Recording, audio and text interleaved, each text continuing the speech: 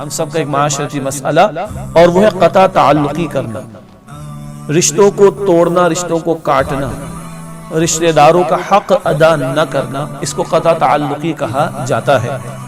قرآن ہمیں اس کا حکم دیتا ہے، سورہ نساء کی پہلی آیت، اور یہ آیت نبی کریم صلی اللہ علیہ وسلم خطبہ نکاح کے موقع پر بھی تلاوت فرمایا کرتے تھے۔ سورہ نساء کی پہلی آیت ہے، اس میں ذکر ہے کہ وَاتَّقُوا اللَّهَ الَّذِي تَسَاءَلُونَ بِهِ وَالْأَرْحَامَ، اور اللہ تعالیٰ کا تقوی اختیار کرو جس کا نام لے کر حقوق مانگتے سوال کرتے ہو۔ فقیر بھی اللہ کے نام پر مانگتا ہے، اور جب نکاح ہوتا ہے تو اللہ کے نام کو درمیان میں لا کر نکاح کا بندھن باندھا جاتا ہے۔ فرمایا کہ اللہ کا تقوی اختیار کرو، الذی تساءلون بہ، جس کا نام لے کر تم سوال کرتے، والارحام، اور رحمی رشتوں کا خیال رکھو۔ ان اللہ کان علیکم رقیبا، بے شک اللہ تعالیٰ تم پر رقیب نگہبان ہے۔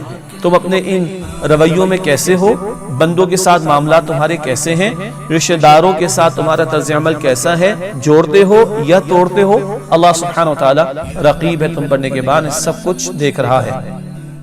حدیث شریف بخاری میں اللہ کے نبی محترم صلی اللہ علیہ وسلم نے ارشاد فرمایا کہ اللہ تعالیٰ یوں فرماتے ہیں، ایسی حدیث کو حدیث قدسی کہا جاتا ہے۔ اللہ تعالیٰ فرماتے ہیں، یہ رحم کا لفظ رحمان کے لفظ سے بنا ہے، اور رحمان اللہ کا صفاتی نام ہے نا، اور رحمی رشتہ دار، رحمی رشتے ہم کہتے ہیں رحم کا لفظ۔ فرمایا کہ رحم کا لفظ رحمان کے لفظ سے بنا ہے۔ اللہ فرماتے ہیں جو اس کو جوڑے گا میں بھی اس کو جوڑوں گا، اور جو اس کو توڑے گا میں بھی اس کو توڑ کر رکھ دوں گا۔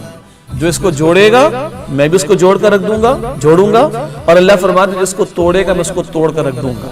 اب یہ کتنا بڑا معاملہ بیان ہو رہا ہے، یہ کبیرہ گناہ، کتنا بڑا جرم۔ تو اللہ سبحانہ وتعالی فرما رہے ہیں جو اس کو جوڑے گا میں بھی اسے جوڑوں گا، اور جو اسے توڑے گا میں بھی اسے توڑ کر رکھ دوں گا۔ بچپن سے ایک حدیث ہم سب کو یاد ہے، بچپن سے، لا يدخل الجنت قاطع، قطع تعلقی کرنے والا کبھی جنت میں داخل نہیں ہوگا، رشتے کاٹنے والا، رشتے توڑنے والا کبھی جنت میں داخل نہیں ہوگا۔ بچپن سے حدیث یاد ہے۔ یہ حدیث کس لیے ہے؟ یہ کیا صرف اسکول میں ایگزامز کو پاس کرنے کے لیے، یا کبھی برکت کے لیے، سنا دینے کے لیے نہیں، اس لیے کہ آپ اور میں اس پر عمل درآمد کریں۔ مگر افسوس، صد افسوس، ناظرین کرام آپ خود گواہ ہوں گے اس بات کے، ہم یہ جملے سنتے اپنے معاشرے میں مسلمانوں کی زبانوں سے، میں نے 3 سال سے اپنے بھائی کی شکل نہیں دیکھی، 5 سال سے میں اپنے چاچا کے گھر نہیں گیا ہوں، 1 سال سے میں نے اپنے سسرال والوں کی شکل نہیں دیکھی، میں نے اپنی بہن سے بات کرنا چھوڑ دی، 5 سال مجھے ہو گئے، میرا قدم میری بہن کے گھر میں داخل نہیں ہو سکتا۔ اللہ اکبر کبیرہ۔ اور لوگ فخر سے باتیں بیان کرتے ہیں، لوگ فخر سمجھتے ہیں اس کو، ہم کہتے ہیں یہ بغیرتی بھی ہے، یہ خلاف ایمان بات ہے، یہ خلاف اسلام بات ہے۔ اللہ کے نبی فرما رہے علیہ السلام، عام ایک حدیث ہم سب کے علم میں، عام سے مراد عام مسلمانوں کے بارے میں، کہ 3 دن سے زیادہ قطع تعلقی کی یا ناراضگی کی اجازت نہیں، بلکہ قطع تعلق بھی نہ کہیں، ناراضگی کی بات ہے بس، اس لیے کہ انسان ہے، جذبات ہوتے ہیں، تو 3 دن میں بیٹھ جائیں وہ جذبات، بس 3 دن سے زیادہ ناراضگی کی کسی مسلمان کو دوسرے مسلمان سے اجازت نہیں۔ رشتہ دار تو اور قریبی ہوتا ہے نا، چچا ہے، پھپھو ہے، خالہ ہے، ماموں ہے، پھر کزنز، ہاں پردے کا لحاظ رکھا جائے گا، اس میں کوئی شک نہیں، کزنز کا معاملہ ہے، قریبی رشتہ دار ہے، سسرالی رشتہ دار ہے، پردے کا معاملہ وہاں بھی رکھا جائے گا، تاہم سسرالی رشتہ دار، حضرات کا دائرہ کار حضرات میں، خواتین کا دائرہ کار خواتین میں، مجموعے کی بات کروں، یہ رحمی قریبی رشتے ہیں۔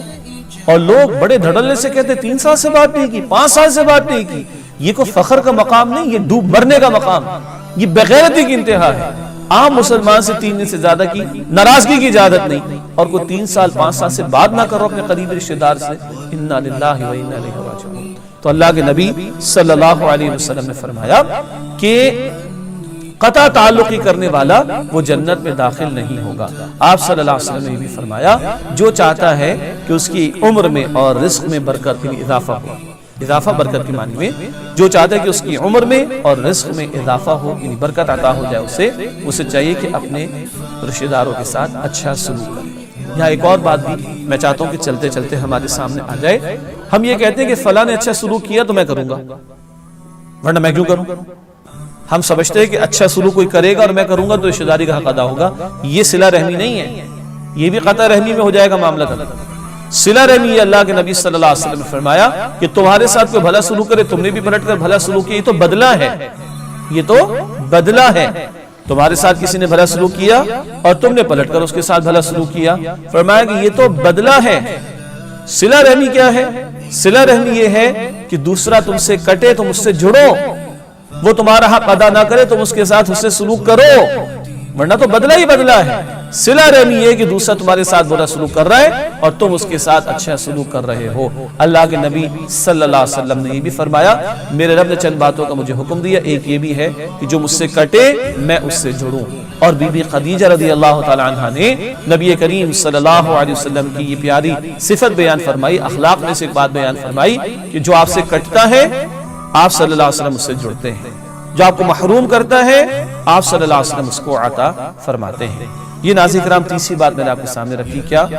قطع تعلقی۔ اللہ کے نبی صلی اللہ علیہ وسلم کی یہ احادیث ہمارے سامنے کہ اللہ نے فرما دیا جو جوڑے گا اس رحم رشتے کو میں بھی اس کو جوڑوں گا، اور جو اس کو توڑے گا میں بھی اس کو توڑ کر رکھ دوں گا، اور جنت میں داخل نہیں ہوگا قطع تعلقی کرنے والا۔